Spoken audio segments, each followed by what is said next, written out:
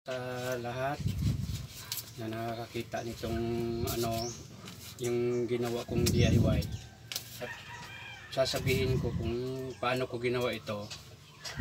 At pasensya na po at tatagalogin ko na lang po para naman sa maintindihan naman din sa hindi nakakaintindi ng Bisaya po. Ganito ko po ginawa itong DIY ko.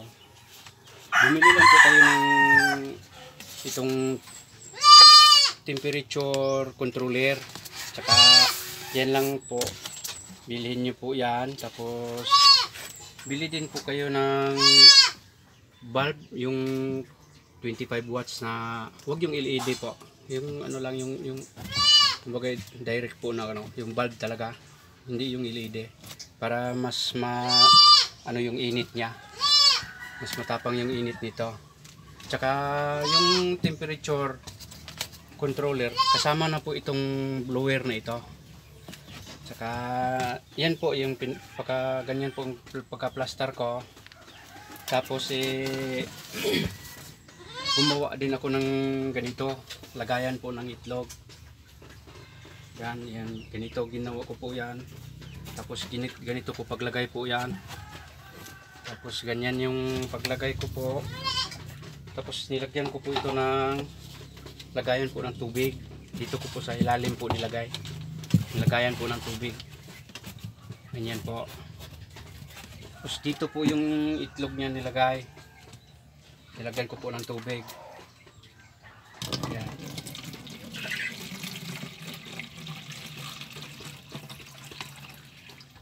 Ganyan po yung pag-ano ko, yung gawa ko niyan. Yan lang po ang yung paano po gawin nito para po sa mga hindi pa po kabisado ng paggawa. Ganito lang po, bili lang po kayo ng temperature controller, kasama na po yan yung blower, mura lang po yan. Tsaka itong yung bulb na may lang naman po, nandito lang naman, susundin lang naman po natin yung pagwa-wiring nito. Saglit lang po yan gawin. Saka ito na po yung pagplaster ko ng bali sa heater po niya, na para naman sa pag